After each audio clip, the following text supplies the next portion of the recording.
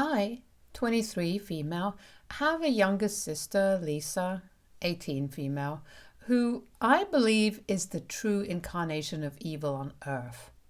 I have tried my best to convince my parents over the years to see the truth, but they never believed me, at least until now. For context, my parents and I have always had a somewhat strained relationship, mainly because of Lisa.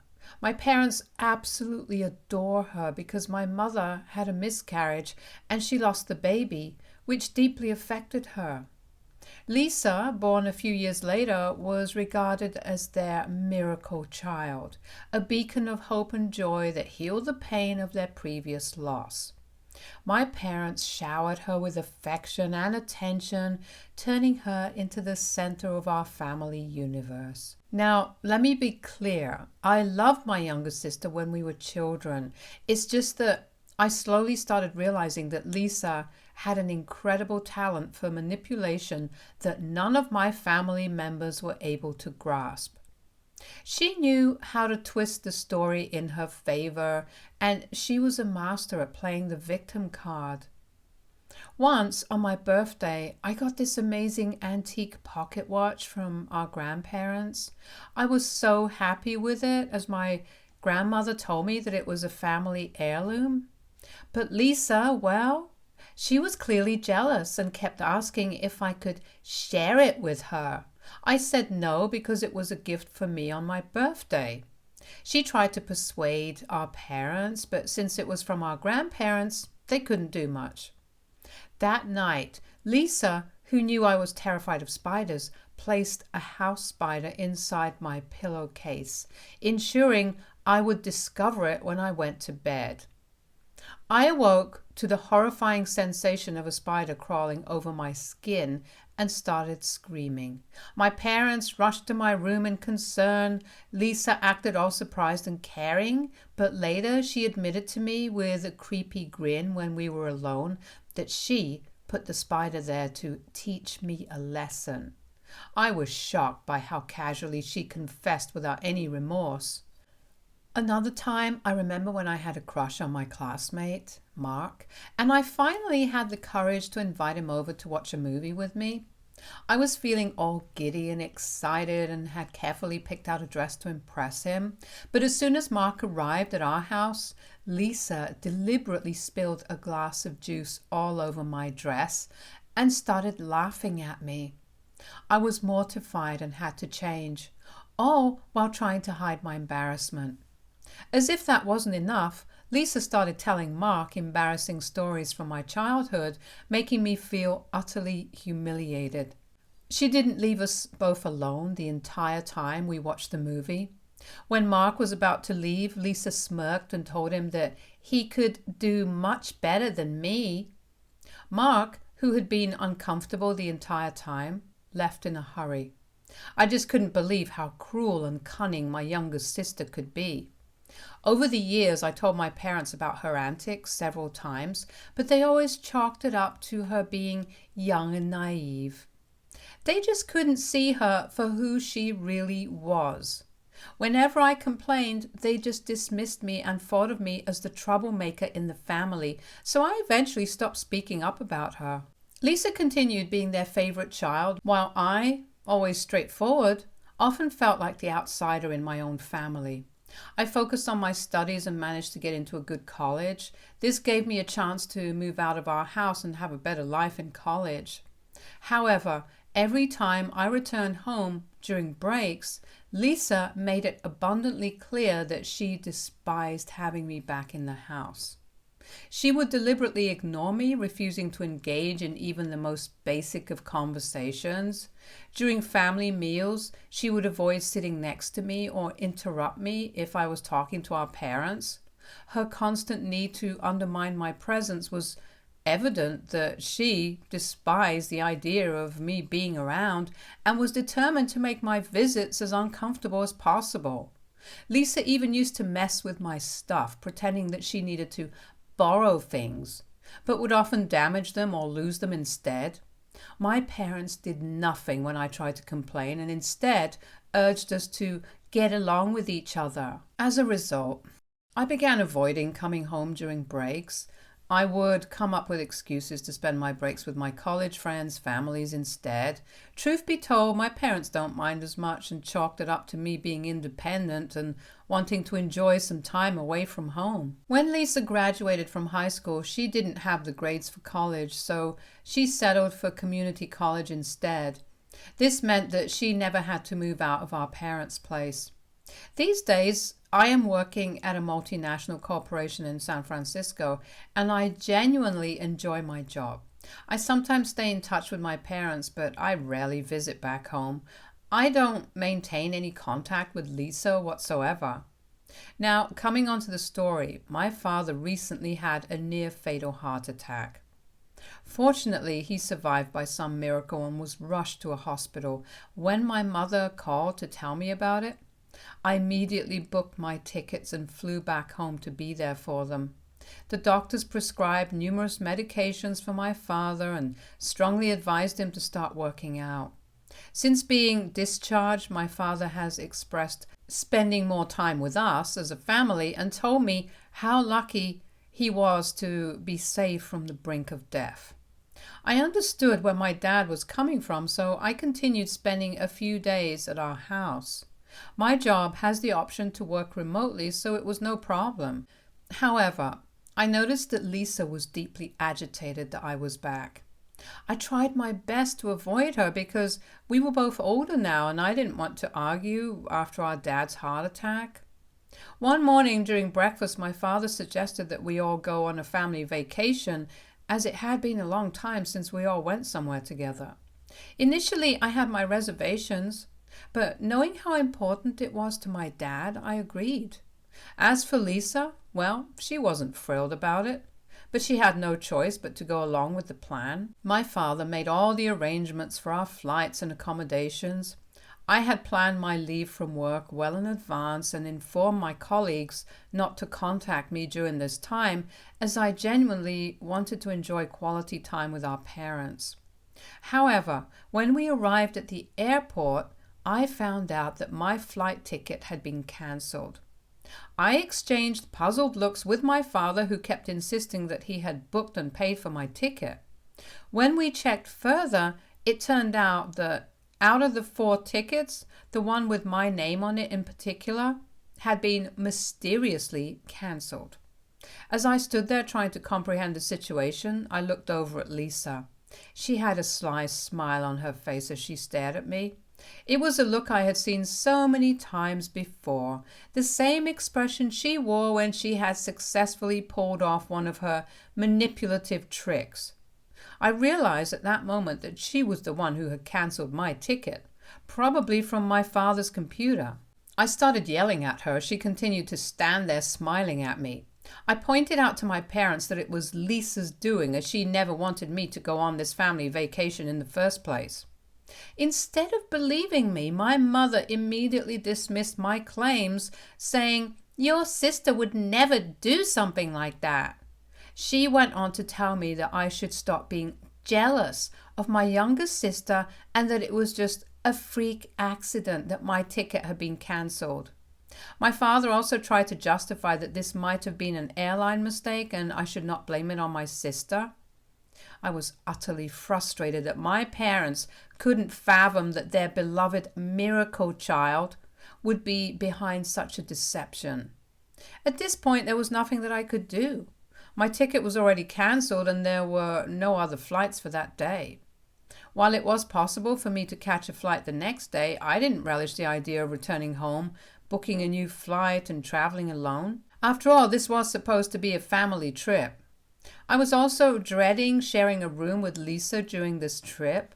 I had hoped that she had matured over the years, but if she was behind the cancellation of my flight ticket, I couldn't help but wonder what other schemes she might have in store to make my trip miserable. My father was initially hesitant, suggesting they could all go back home and plan a new trip later.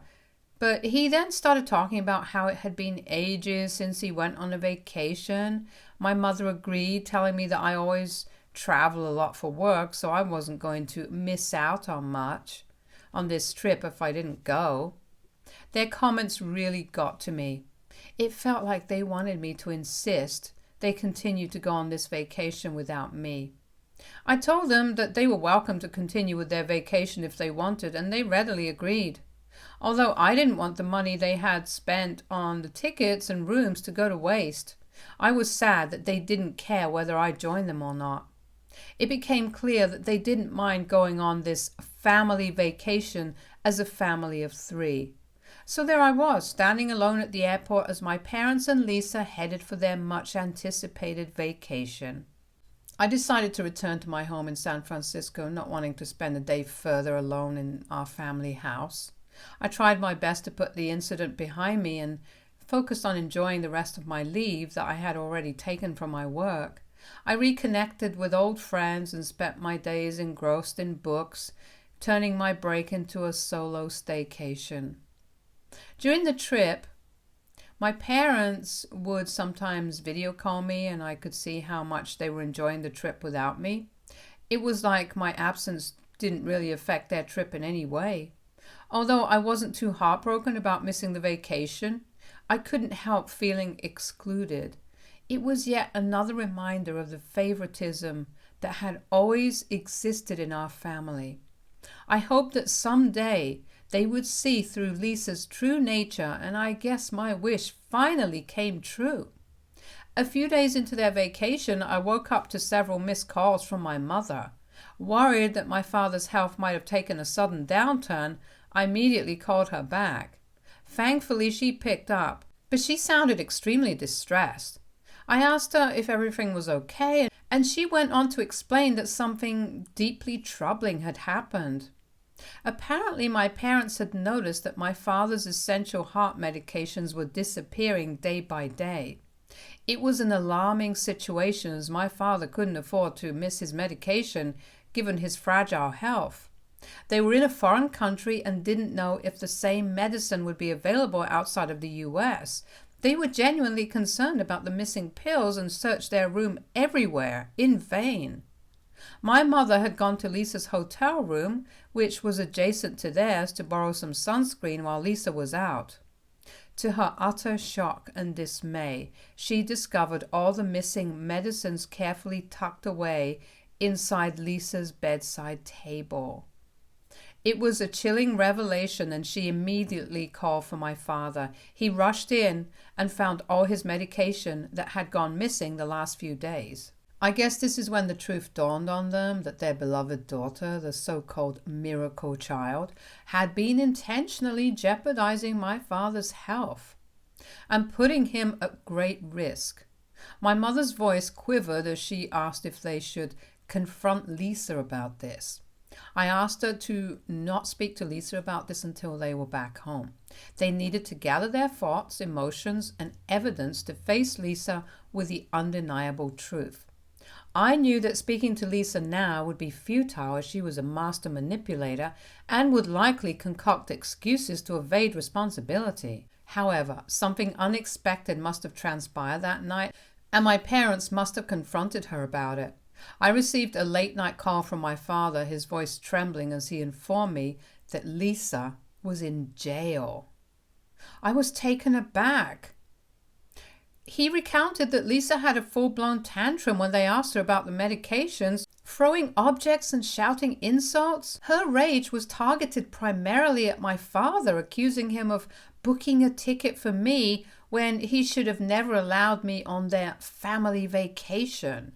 She told them that if they continued having a relationship with me, she would teach them a lesson that they would never forget. Lisa continued to lash out, and the situation escalated rapidly until someone from the hotel called the authorities. When the officers arrived, she refused to calm down and insulted them, which led her to be taken into custody. Lisa would be released after 24 hours, and there was nothing that my parents could do at that moment. Desperate to return home after Lisa's release, my parents had then tried to reschedule their flight. However, their plans were foiled when they discovered that their passports and wallets were missing. It turns out that Lisa had either discarded their passports or hidden them away, but for now, they were stranded in a foreign country with no passports or wallets. I guess this was the first time that my parents started to see my sister for who she really was. My mother, who had persistently defended Lisa for all these years, was now begging me to help, as they didn't have any money or their documentation to fly out of there. She was overwhelmed, shocked, and distraught at the realization of her angelic daughter's true nature. I told them not to worry and that I would send them money using Western Union, but they had to find their passports first so they could return back home. I was certain that Lisa hadn't discarded them. My parents were finally realizing that I had been the honest one all along about her antics, and were grateful that I was helping them out despite them not taking me on this vacation. They apologized for their behavior. While part of me wishes I could forgive my parents, it's hard to shake the feeling that I've been deprived of their love for all these years due to their favoritism towards my sister. So AITA for not forgiving my parents that they went on this vacation without me? And now that they get a taste of it, they come back begging for my forgiveness? Update 1. Every day my parents call me with updates, and I am growing increasingly anxious about their situation. You see, after Lisa was released from jail the next day, my parents threatened her to give them back their passports or they would call the authorities on her again. Faced with no other choice, Lisa eventually revealed where she had hidden their passports. Upon their return home, my parents confronted Lisa and made it clear that she needed to gather her belongings and leave. It had become abundantly clear that they had reached their breaking point, finally realizing the truth about their daughter's manipulative and harmful actions. He was worried that she might jeopardize his health again by stealing his medicines. This started another screaming match between Lisa and my parents. During this confrontation, Lisa began to hurl accusations at my parents, expressing her anger and resentment. She told my parents that she didn't want to share them with anyone else and claimed that she had been pushed to the brink when they invited me for the trip. She kept insisting that my parents should disown me, emphasizing that she was more than enough for both of them. It was at this moment that my parents must have realized the depths of her jealousy and the extent to which she resented my place in our family. While they tried to placate her, she kept yelling accusations at them, and in a fit of desperation and anger, she claimed that she would go around telling everybody that they had neglected her when she was a child and mistreated her during her formative years. She was basically going to accuse them of parental negligence. Lisa then threatened to go to the police and make false statements against our parents if they continued to ask her to move out. This genuinely scared my parents, as these fabricated allegations would put them in a difficult position, particularly since they are well-respected doctors in our community. The mere thought of their reputation being ruined by false accusations has since left them feeling trapped and anxious. In the past few days, Lisa has continued to make our parents' lives more and more difficult. When she found out that they were talking to me regularly nowadays, she got really mad and started breaking dishes in anger. What's worse, she keeps stealing their car keys and hiding them, which makes it hard for them to go to work every day. Just tonight, my mother called me in tears after another bad incident during dinner. Lisa had a big tantrum and yelled at them because she wanted my mother to cook for her. When she refused because she was tired from work, Lisa went on a rampage and started breaking furniture around the house. Then she went to her room and turned up the music really loud, which prevented our parents from getting a good night's sleep. The situation keeps getting worse, and it's taking a toll on my parents emotionally and mentally. I am increasingly concerned about what might happen next. While I had hoped my parents would see Lisa's true nature, I now worry that she could pose a real threat to them. I can't even return home at the moment because it might trigger her further and lead to more explosive confrontations. I'm doing my best to persuade my parents to consult with a lawyer so we can find a permanent solution to this ongoing crisis. The legal route seems like the best way to protect my parents and restore peace to our family. Update 2. Lisa has been arrested. As many of you predicted, with Lisa's increasing antics, this was bound to happen. One night, she came at our parents with a knife during a big fight. This terrified my parents, and they were forced to call the police. The officers swiftly took her into custody, placing her under arrest on charges of assault. With Lisa in custody, our parents decided it was time to pursue a more permanent solution. They consulted with an attorney who advised them on the legal process for evicting her from their home. They filed a formal eviction notice that said she had to leave. They knew it wasn't easy, but it was necessary to make things safer. Our parents didn't want to continue pressing any charges on her, as they just wanted her to move out. They bailed her out of jail and handed her a formal notice telling her she had to move out. It had all the legal stuff explaining why she had to go and when she needed to leave. My parents made sure they did everything by the book, so Lisa couldn't challenge it. Next, they went to court with their lawyer to start the eviction process. It meant filing a lawsuit against Lisa. This was all pretty hard on my parents since it was their own daughter they were taking to court. They felt really sad, guilty, and like they had no other choice.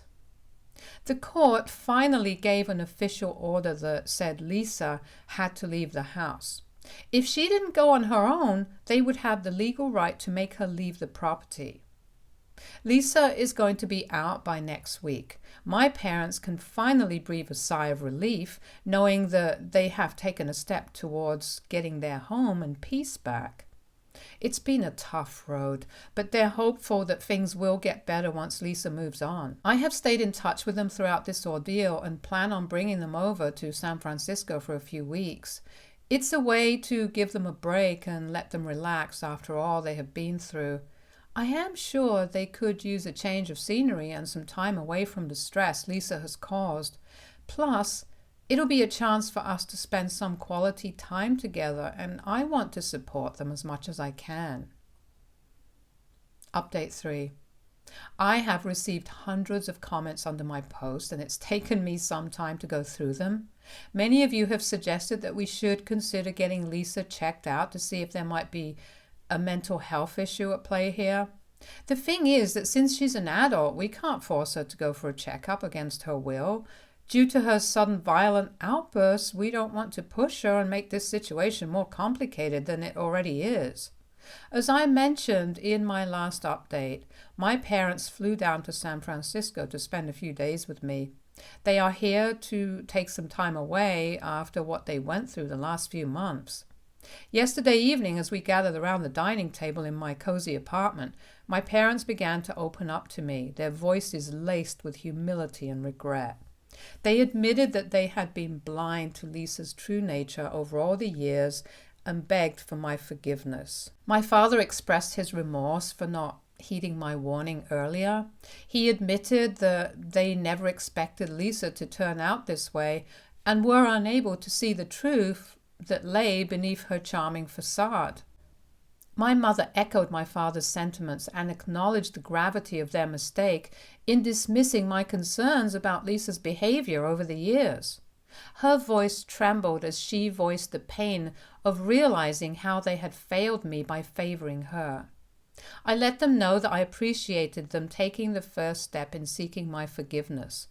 I shared several painful memories of the years of torment I endured due to Lisa's actions. My parents listened, utterly shocked and dismayed at the extent of what I had endured on my own. They acknowledged the pain I had gone through and expressed regret over the isolation I felt in my own family.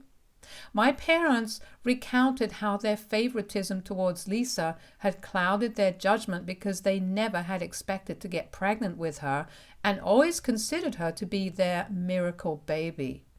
With sincerity in their voices, they begged for my forgiveness for all those years. It was a bittersweet moment for me, as I had always wanted their acknowledgement. While it may not have been the ideal way to mend our relationship, It was a turning point that brought some much needed honesty and clarity to our family dynamic. We were, for the first time in years, truly acknowledging the issues that had plagued our family.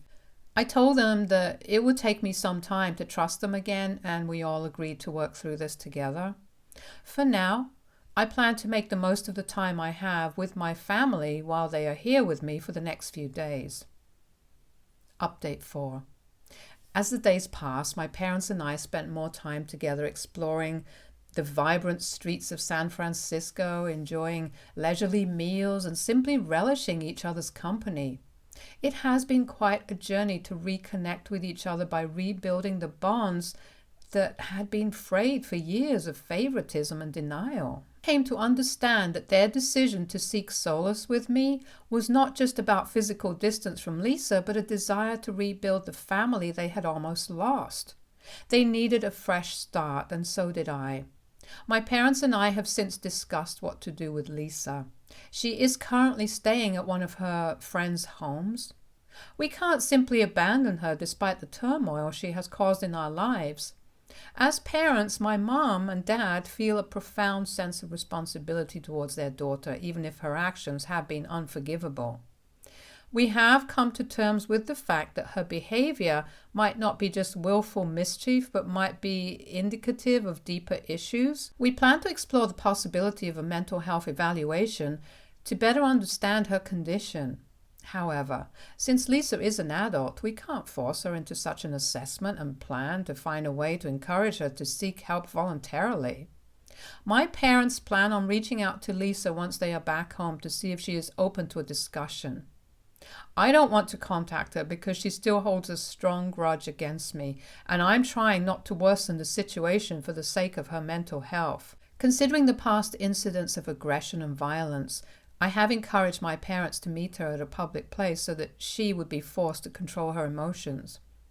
Our primary goal is for Lisa to grasp our perspective and, most importantly, recognize the deep love and concern we hold for her. It's not about assigning blame, but rather about coming together as a family to address the issues that have strained our relationships. Stay tuned for more stories from Argo Relationships.